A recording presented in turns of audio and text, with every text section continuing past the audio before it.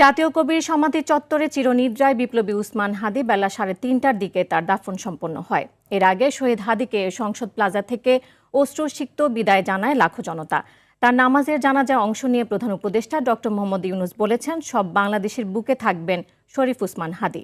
মাইদুর রহমান রুবেল জানাচ্ছেন বিস্তারিত।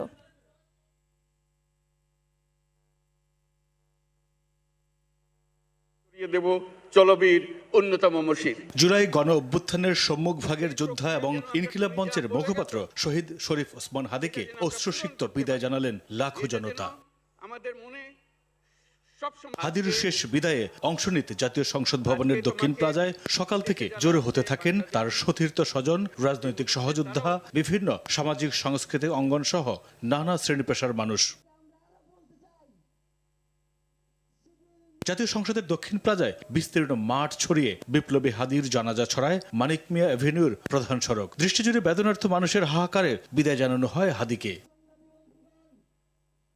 শহীদ ওসমান হাদির জানাজায় অংশ নেয় প্রধান উপদেষ্টা ডক্টর মোহাম্মদ ইউনূস, সেনাপ্রধান জেনারেল ওয়াকারুজ্জামান, উপদেষ্টা পরিষদের সদস্য, বিএনপি, জামায়াত, এনসিপি সহ বিভিন্ন রাজনৈতিক দলের নেতারা। ডক্টর মোহাম্মদ ইউনূস বলেন, ওসমান হাদি বাংলাদেশিদের বুকের ভেতর আছেন। যতদিন বাংলাদেশ থাকবে ততদিন তিনি সবার হৃদয়ে থাকবেন। পরে ঢাকা বিশ্ববিদ্যালয় জাতীয় কবির সমাধি চত্বরে চিরনিদ্রায় সমাহিত করা হয় বিপ্লবী ওসমান হাদিকে। তুমি আমাদের বুকের ভেতরে আছো